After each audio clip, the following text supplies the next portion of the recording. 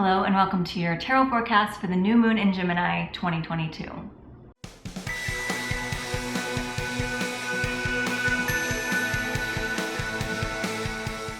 So if you're familiar with these readings that happen on the new and full moon every month, you are probably familiar with our usual procedure, which is 4 oracle cards for the general public, and then an in-depth reading that happens over on my Patreon, patreon.com/MichelleShea. We're gonna do something a little bit similar today, but we're actually going to add on another element here, which is the elements.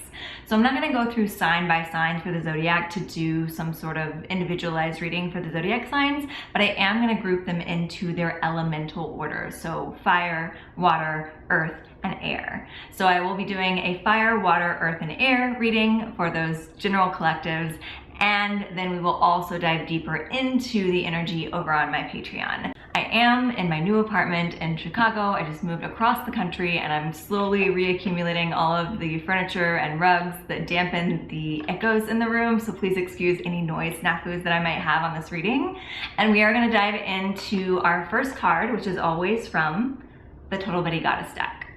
So the Total Bitty Goddess deck is a deck that I created. It is based on my love of the 90s and of the goddesses, and so I combined both of those things into one deck, and we have 90s icons representing each of the goddesses. So I do have a few more of these still left in stock, so if you're interested in ordering one for yourself, as well as the coloring guidebook that you can get with it, you can head over to michellesheawalker.com/shop and also check out some of the other art goodies that I have over there as well. So we are going to shuffle up the deck on a box, because I don't yet have a table. So we'll see how this goes. And we're just gonna see what goddess wants to come out to play for this Gemini new moon energy. So I can already feel the energy lifting a little bit. So if you're not familiar with what's been going on in the astrology, there's been a lot of stuff changing around, and in particular, Mercury has been retrograde for the past week and a half, I believe. And it's probably gonna be retrograde for another week to week and a half, but the energy feels like it's lifting as far as I'm concerned. So maybe you feel that too. Comment below if you do, or comment below if you don't, and let me know what's going on. So we have our Total Bitty Goddess for the new moon in Gemini is Perfect Lupa, played by Fran from The Nanny, which I literally just shot off to record this video. So Lupa is very, very heavy in the energy right now, and it's basically a sign that we are embracing our inner caretaker. And a lot of times this is seen as sort of a caretaker of others. That's why The Nanny has been chosen, because she's taking care of other people. However, as Fran really well represents, you also have to take care of yourself. So this is the energy that I'm really getting for this Gemini new moon, and in particular because Venus just went into Taurus, and Venus in Taurus means that we are really trying to find that self-love and self-care and indulge ourselves in those ways. So this is definitely sort of that cliche phrase of like, you have to put on your oxygen mask before you can put those on those around you, or you have to fill up your cup before you can give to someone else, and that is what's coming through. So it's not that we're completely ignoring the needs of others. Those are still going to come up. We just want to make sure that we're carving out the time and being regimented about finding our self-care and filling up our reserves so that we can then give to others without feeling like we're being depleted. So this is kind of residing over the entire reading. And then I'm gonna dive into the elemental reading. So again, normally this would be when I would just pull 3 more oracle cards, and those 3 oracle cards would represent the past, present, and future for the general collective. But instead of that this time, I'm going to do a couple cards for each element. So if you like the way that this reading goes, if you feel like it's more personalized to focus on the zodiac, feel free to comment below, share, like, do all of those good social media things that let me know that you like the way that this video is going, and maybe this will be the way that I do it from now on. We're gonna dive into the True Heart Tarot. I don't have all of my tarot decks unpacked, so we're gonna do this for both the elemental readings and the extended readings. And we will start, since we are in the element of air with Gemini, we'll start with the air. So air signs would be Gemini, Libra, and Aquarius. So if you're any of those signs, that is the energy that I'm calling in right now for the cards. And we're just gonna do an energy and advice pull for this Gemini new moon as to what it is that you should be focusing on, working on, healing, or indulging in. So we have the energy of the 9 of Wands, not a bad way to start. And the advice of the Ten of Swords. So for my air sign, Gemini, Aquarius, Libra, you may have a hard time recognizing your blessings right now. There's definitely an element of feeling like you're trying to achieve something and it's not going the way that you planned, or it's not happening as quickly as you thought it would.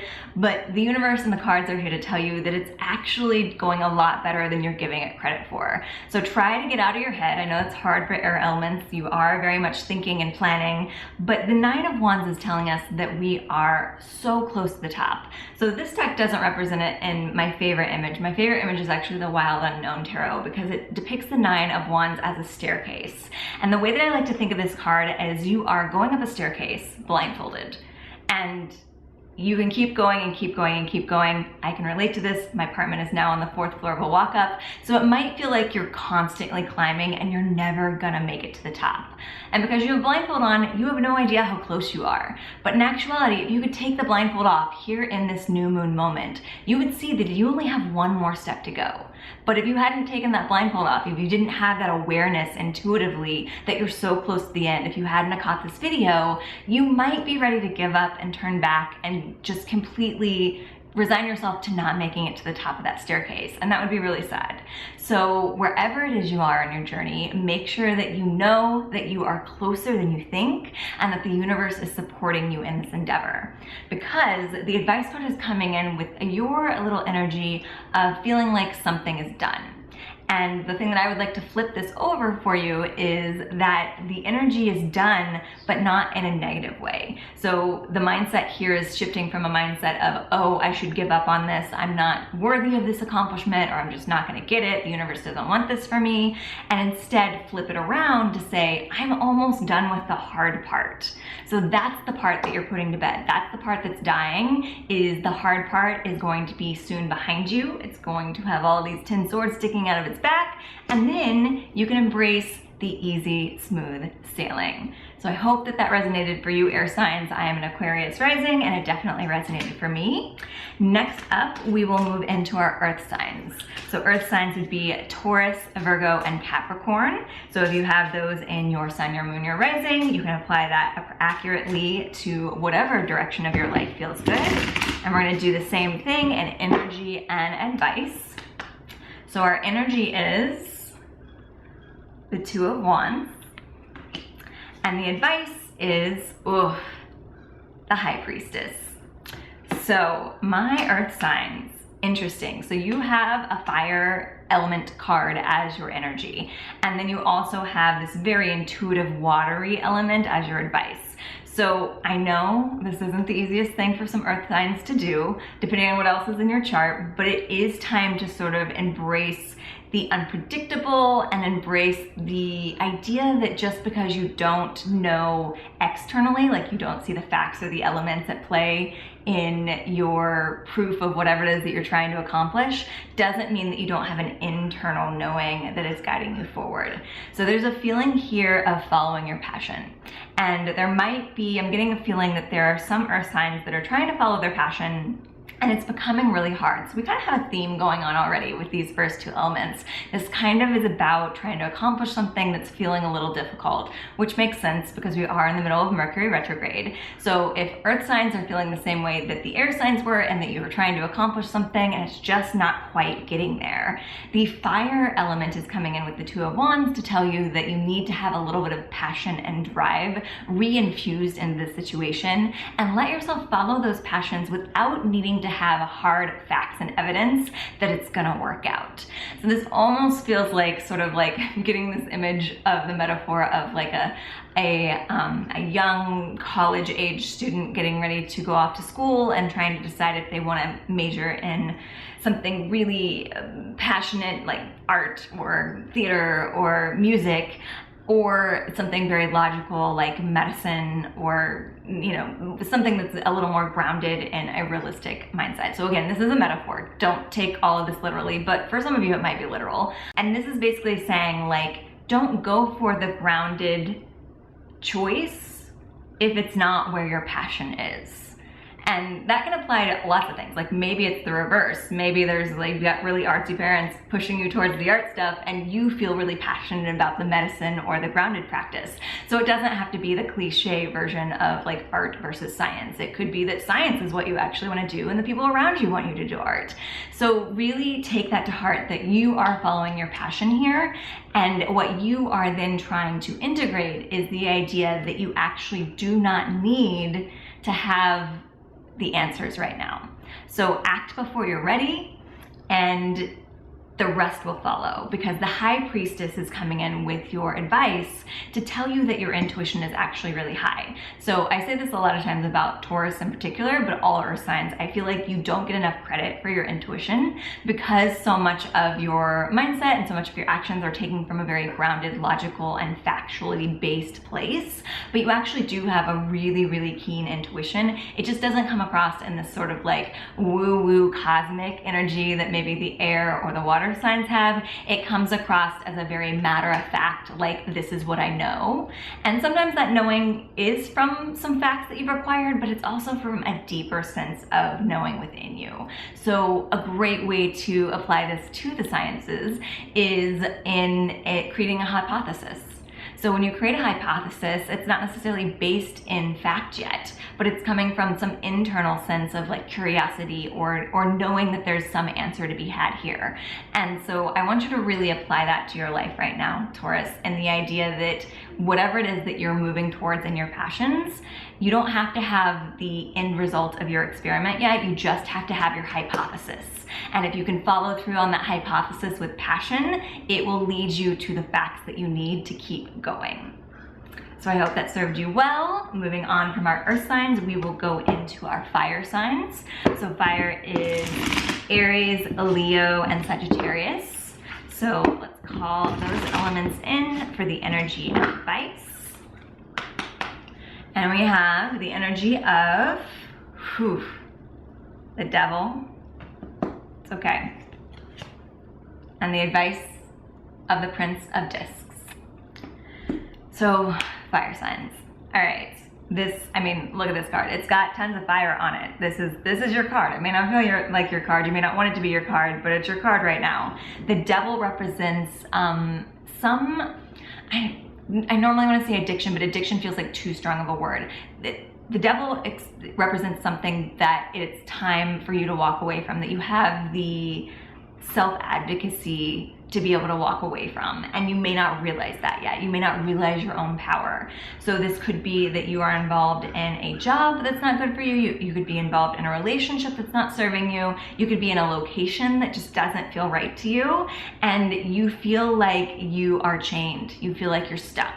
And that's all a mindset. That's all based on what you are perceiving and you're choosing to perceive. So the more that you can allow yourself to open up your mind a little bit more and see that these chains around your neck are actually rather loose. And you, with enough confidence in your own power, can lift that chain up off your neck and walk away. Nobody has to do it for you. So this is really coming back to our goddess Lupa, in that you are needing to find that inner self-care that gives you the confidence to be able to walk away from things that aren't good for you. And that is really coming in with the Prince of Disc, which is in other decks the Prince of Pentacles, and that is all about having your financial life in a place that feels comfortable, but not in a place that feels too cushy. So I think for a lot of you, something that's preventing you from walking away from this situation is fears around money. And the Prince of Disc is here to say that you may not be the king who's like super well established in the finances and you're ready to just like pour all your money that you have into the problem because you've got tons more in the back. This is not that. The prince is still establishing his fortune, but he's still a prince. He's still a Prince of Pentacles, which is the Prince of Money, so he knows money actually really well. And the thing about the Prince of Pentacles is that you really want to be able to recognize your own worth. That's the hurdle that the Prince of Pentacles is trying to jump over. So that is the key to this situation. Recognize your own worth. So whether it be your emotional, physical well-being worth or your financial worth, so you can get yourself out of this harmful situation, it really feels like the energy is very heavy right now. And I think that it takes just a simple like 2 to 3 steps forward to get you out of this. And you're gonna feel so much better on the other side. So honor your own value. Trust that you are valuable and worthy and that you have the resources that you need at your disposal to be able to walk away from this. And I believe in you. So moving on, we have our water elements, last but not least. So for our water signs who are Cancer, Scorpio, and Pisces, Sun, Moon, or Rising, we have an underneath the deck energy of the Princess of Wands. And we have an advice card of the Seven of Wands. So this is beautiful. This is, first of all, fiery energy. Again, we have the fiery wands of the Princess of Wands, literally having flames licking her heels forward. She is passionate about what she does. She is a woman on a spiritual awakening. So if you do not have a spiritual practice of your own understanding, it is definitely a time to embrace that. Or if you've lost track of your spiritual practice, definitely reintegrate it into your life, because the Princess of Wands is really, really, really beautifully blossoming into who it is that she's supposed to be and what it is that she's supposed to do on this planet. But she's still learning. She's still like an apprentice in that area. So you need to make sure that you are treating it like a training ground. So your spirituality needs to be treated like a training ground, like if you were going to school and you're going to that class every single day to be able to learn more. That's what your spiritual practice is. It's going to the classroom of your spirituality to be able to get better about what it is that you are trying to establish yourself as in this world. And trust me, the world needs you to be this thing, needs you to blossom from the princess into the queen technically, but the world needs you to be that queen of wands and whatever your chosen passion is in your spirituality. And your spirituality might be guiding you towards a traditionally spiritual path, or it might be guiding you towards something that's not traditionally spiritual, but you need that element of connection to your higher self to guide you through your path. So this routine, regiment, finding those rituals that keep you centered and grounded in your spiritual intuition and your inner knowledge is going to help you move forward. The advice with the Seven of Wands is telling me that there is something that is gestating that you are currently really trying to protect. So I think for a lot of you, it's yourself. You are becoming the version of yourself that you've always meant to be. And just like this pregnant warrior in this card, you're gestating something and you need to protect it.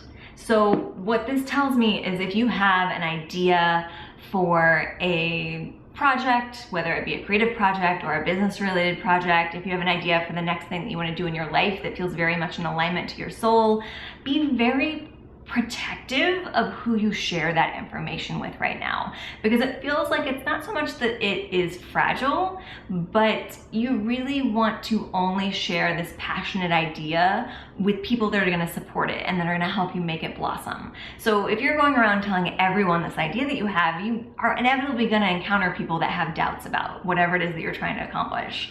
And you really don't need that right now. You need to let it gestate, you need to nourish it, you need to let it come to fruition before people who are kind of the naysayers get a hold of it. Because once it comes to fruition, if we take the pregnancy metaphor, if you've birthed a baby and someone tells you that you're not capable of birthing a baby, you're gonna be able to brush them off pretty quickly because it's already happened. So whatever this passion project is, whether it be an actual project or yourself becoming who it is that you're meant to be, you wanna make sure that you come into that stable, actualized in the world version of it before you let people that are gonna try and tear it down get into the picture. So only share these ideas and these versions of yourself that are still feeling a little more in their new stages with people that are going to help that to grow and blossom and become exactly what it is that it's supposed to be.